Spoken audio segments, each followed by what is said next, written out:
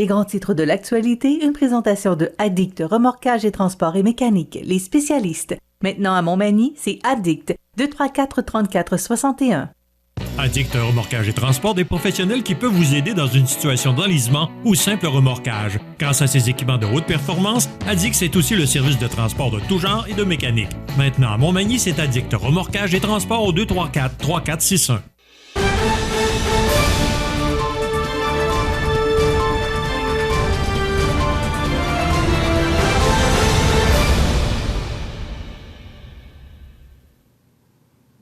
Et c'est l'heure de le recevoir, mesdames et messieurs, pour la dernière fois cette année. José Soucy, bonjour. Oui, le maître a repris sa place, visiblement.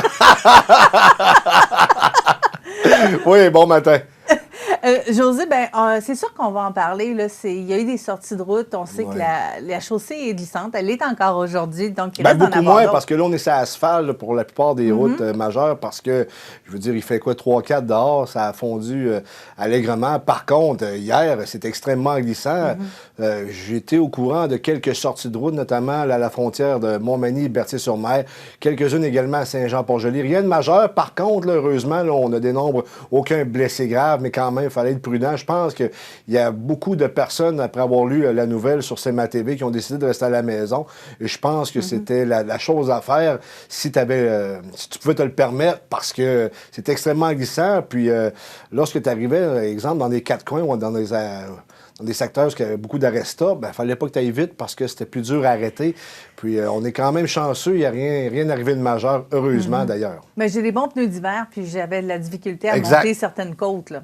Oui, puis tu sais, le fameux anti-patinage qu'on a, à un moment donné, il faut l'enlever parce que lorsque tu veux avancer, ça avance pas, t'as beau peser sur le gaz, ça fonctionne pas. Fait que tu es obligé d'enlever, là, tu vires un peu dessous, comme on dit, par chez nous, puis ensuite de ça, tu prenais ton air, mais quand même, là, c'était pas très agréable. On était mieux de rester à la maison hier, mais comme je vous dis, je me répète, là, pas de gros accidents majeurs, ça, c'est l'essentiel. Donc, la route a été plus simple à faire ce matin pour toi? Ah, tout à fait. Oui. Moi, je suis pas un gars d'hiver, sincèrement.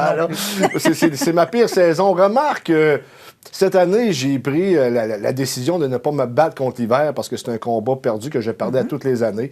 Là, regarde, je vais l'accepter. Puis le temps passe tellement vite aussi. On est déjà rendu, là, regarde, au début de l'année 2023 ou presque. Là. Une grosse année, par ailleurs, qui nous attend, je pense, là, pour plusieurs aspects de nos vies, là, que ce soit politique, économique ou autre. Là. Je pense que 2023, ça va bouger comme ça n'a jamais bougé. Si vous pensez que les 2 dernières années ont été difficiles, j'ai l'impression que la prochaine, on risque d'avoir quelques surprises, mais il va y avoir quand même des choses positives aussi. Là. C'est souvent lorsque tu fais face à l'adversité que tu fais sortir le meilleur de toi-même.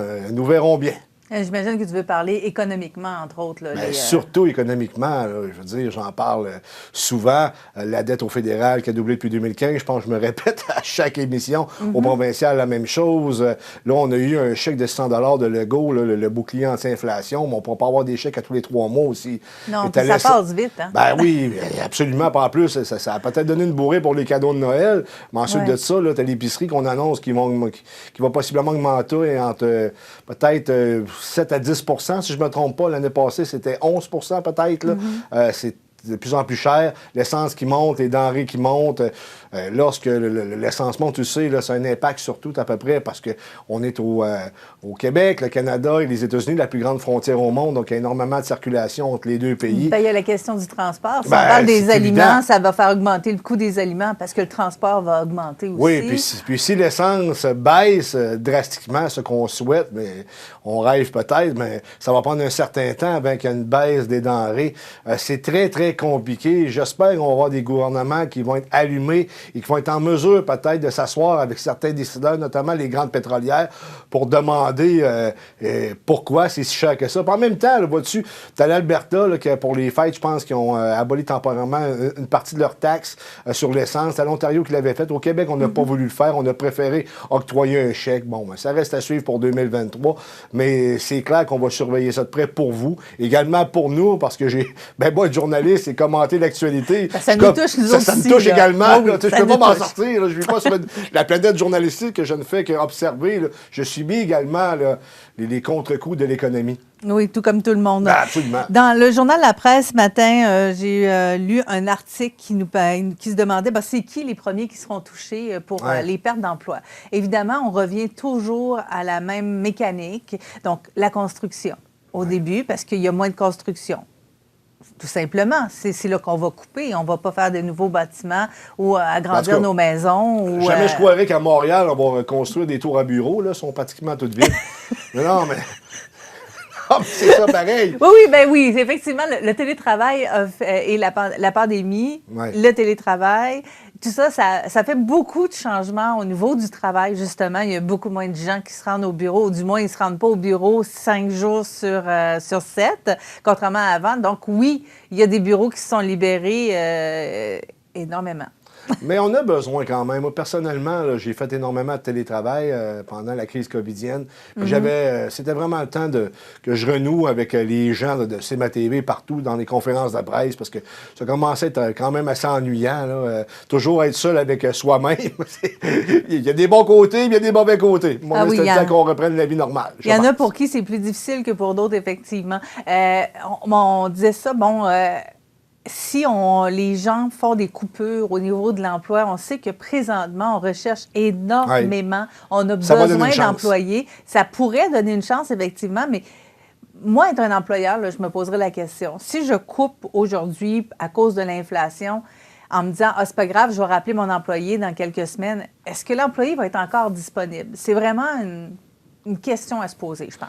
Non, la question est excellente parce que c'est arrivé à plein d'endroits qu'il y a des compagnies qui ont été obligées, en bon québécois, de slacker du monde parce qu'il manquait d'ouvrage. Oui. Pour la suite arriver, puis les rappeler pour me dire hey, « ça tente-tu de rentrer? » Finalement, les choses reviennent dans l'ordre. On a des nouveaux contrats. Excuse-moi, j'ai commencé ailleurs. Puis, oui, c'est de la main-d'œuvre qualifiée qu'on perd exactement. à ce Puis ailleurs, on saute sur ces employés-là comme la misère sur le pauvre monde parce qu'on a besoin. Vois-tu, je voyais récemment la Coop PGA qui cherche également du monde. On cherche du monde partout. Donc, s'il y a des coupures pour certains emplois, ça va donner une chance à d'autres secteurs, malgré que si tu passes à la construction avec des salaires de 30-40 $ et plus pour aller à un salaire de 20 $, c'est pas la même chose. Non. Mais en même temps, c'est peut-être plus payant que le chômage également. Puis, écoute, ça reste à suivre, mais c'est sûr que si tu travailles dans le domaine de la construction et que c'est plus tranquille et que tu vas travailler ailleurs, lorsque ça va repartir, tu vas vouloir retourner dans la construction. Pourquoi? Parce que c'est extrêmement payant.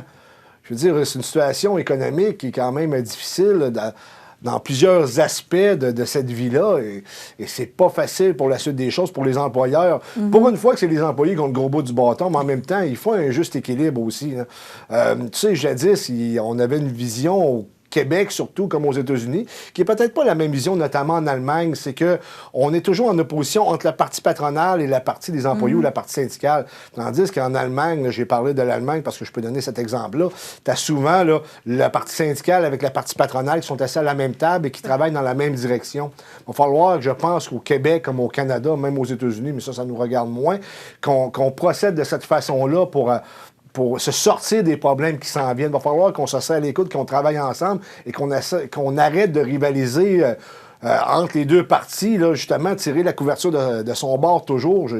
Je pense qu'il va falloir qu'on se trouve un esprit de corps pour faire face à ce qui s'en vient en 2023. Je ne sais pas, là, je ne suis pas dans le secret des dieux, mais mon instinct me dit que ça va brasser pas mal politiquement et économiquement et ça va avoir un impact direct sur nos vies. Et il y a un adage qui dit par ailleurs que si tu ne t'occupes pas de la politique, c'est la politique qui va s'occuper de toi. Je pense que les gens devront de plus en plus être informés et pas s'informer uniquement à la télévision, mais commencer à lire puis à aller voir sur plusieurs plateformes pour savoir ce qu'il y en a. C'est comme c'est thèse, antithèse, synthèse, voilà. Tu sais, as besoin des deux côtés de la médaille pour te forger une idée de ce qui se passe en réalité.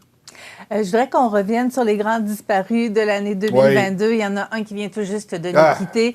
Bon, on s'y attendait. On savait qu'il était très malade, qu'il était à l'hôpital, qu'il était à Malemploi, Pelé, donc qui est disparu hier, tout simplement. Et d'ailleurs, le Brésil a décrété un deuil national de 3 jours qui débute aujourd'hui. Absolument. Puis je pense que c'était de mise. Pelé qui a marqué la planète au complet pour le soccer. C'est le football en réalité. C'est une légende. C'est le Mohamed Ali du soccer.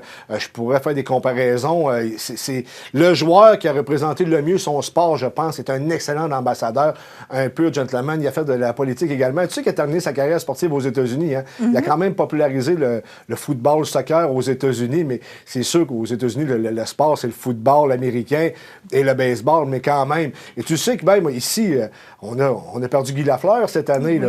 Par ailleurs, c'est un numéro 10 aussi. Pelé, son chandail, c'était le numéro 10. C'est une époque qui se termine. On a également connu la mort de Jean Lapointe. Je veux dire, on vit un changement de génération. Puis, c'est triste, mais c'est comme ça. Je veux dire, Napoléon est décédé. Je veux dire, tous les grands hommes politiques, De Gaulle, Churchill sont décédés, et c'est la vie qui va ainsi. Mais c'est triste de voir ces gens-là partir parce que c'était des excellents ambassadeurs. Puis, que le Brésil procède à 3 jours de deuil national, je suis entièrement d'accord avec ça, bien qu'on ne m'a pas consulté du côté du président brésilien pour agir de la sorte. Ah, je suis bon quoi, là? Non, franchement. Un petit corps à CMA-TV, on aurait pu jaser de ça allègrement. Non, mais c'est ça, c'est Pelé, oui, ça a été un grand ambassadeur pour son pays aussi. Et il a été ministre des Sports. Ben oui, mais je suis sûr que ça a été un excellent ministre. C'est des gens qui ont travaillé avec le cœur. Tu sais, je fais allusion à Guy Lafleur. Guy Lafleur, son idole, c'était Jean Béliveau, le numéro 4. Et il a fait exactement la même chose que Jean Béliveau, c'est-à-dire qu'il est demeuré proche de ses partisans, proche de la population. Il y a le côté gentleman aussi qui revient avec Jean Béliveau puis avec Guy Lafleur. Exactement. On verra plus ça parce que le hockey n'est plus la même chose que c'était jadis. Oui, le calibre a augmenté parce qu'il y a des meilleurs entraînements, toutes sortes de choses qui font en sorte que c'est plus rapide, c'est plus robuste. C'est plus spectaculaire, mais en même temps, on n'a plus le cœur aux Canadiens comme on l'avait jadis. Mais il y a eu Piquet Souban.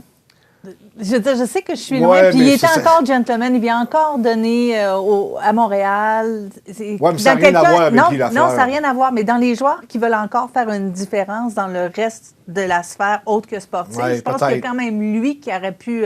bon, on sait qu'il se retire là, bientôt, là, si ce n'est déjà fait. Là, mais... oui, mais je veux dire, le dernier grand joueur qui reste du Canadien, il y en a, mais celui encore qui fait tourner les têtes, c'est Patrick Roy. Ouais. Puis Patrick Roy, je veux dire, il est encore relativement jeune, je pense, mi-cinquantaine, mais quand même.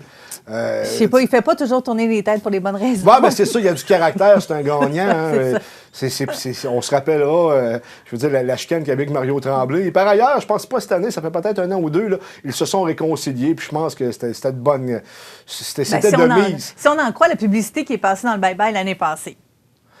Non, mais j'y crois sincèrement, la réconciliation. À un moment donné, il faut tourner la page sur le passé. Puis il y avait pas mal plus de beaux événements entre les deux que de mauvais. Là. Puis en même temps, Mario Tremblay, lorsqu'il est tombé entraîneur du Canadien, sa fiche n'était pas si mauvaise que ça. Mais il manquait possiblement d'expérience. Je pense qu'il avait voulu jadis employer le style Scotty Bowman, alors que l'époque n'était plus la même. Là. Pourtant, il avait subi ce qu'était le style Scotty Bowman. Puis c'était pas toujours facile. Puis en tout cas, mais semblerait-il, ce que j'avais su lorsqu'il a été assistant-entraîneur au Minnesota, je pense, avec Jean Lamère, ça? Jacques Lemaire. Okay. Jacques Lemaire, c'est un excellent assistant-entraîneur. Bon, peut-être qu'il a été trop vite. Là, je ne sais pas pourquoi je te parle de ça. On a parlé du coq-à-l'âne, mais pas à peu près. Mais tout ça pour te dire que, oui, il y a des gens qui trépassent, puis il y a une époque qui est en train de se terminer. On rentre dans une nouvelle époque. Je ne sais pas comment ça va aller. Est-ce qu'il va y avoir énormément de difficultés? Possiblement, mais en même temps, si on prend les bonnes décisions, on va être capable de passer au travail comme on a passé au travail de la crise de 1929, de la Seconde Guerre mondiale et d'autres crises. Par contre, il faut arrêter de se regarder le nombril et de travailler ensemble. Oui, tu as tout à fait raison là-dessus. Ça m'arrive vraiment... des fois. Oui. Je suis d'accord là-dessus. La solidarité davantage que la compétition. Exactement. José, c'est déjà la fin d'année. Oui. Ça passait vite quand même. Absolument. Écoute, on ne voit pas les semaines passer. Je te dirais que depuis le début de la crise covidienne, la vie a littéralement changé à bien des égards. Beaucoup de gens sont perdus. On sent qu'il y a un changement dans les valeurs, mais pour le début de l'année 2023, on achève la 2022. Bien, je vais souhaiter à tous nos téléspectateurs une excellente année, surtout de la santé, du bonheur, de la solidarité, peut-être se réconcilier avec des membres de la famille, parce qu'on sait que ça n'a pas été facile dans les 2 dernières années. Reconstruction. La reconstruction, mais il faut qu'on travaille ensemble. On est une nation française en terre d'Amérique. On est unique et je pense qu'il ne faut pas perdre ça. Il faut garder l'amour de notre langue également, puis d'avancer. Et on ne sait pas ce que nous réserve l'avenir, mais si on travaille ensemble, je suis persuadé qu'on va se rendre encore plus loin. Bien, merci, Josée. Plaisir. Je te souhaite une belle année 2023. À vous aussi, chers téléspectateurs, et on vous rappelle que notre rétrospective 2022 sera disponible à nouveau, sera diffusée à nouveau lundi prochain, le 2 janvier, pour ceux et celles qui veulent la voir. Sinon, à compter de mardi, je serai avec vous pour toute la semaine prochaine. Michel est en congé, donc Josée et moi, on sera de retour, bien sûr. Et il sera question la semaine prochaine, entre autres, du défi Ose entreprendre. On met de l'avant nos entrepreneurs, encore une fois. On discutera avec Gabriel Paquette et Annabelle Goupil, qui sont coprésidents d'honneur de la nouvelle édition. Sur ce, je vous souhaite une belle fin de journée, une belle fin de semaine et une bonne fin d'année. À l'année prochaine.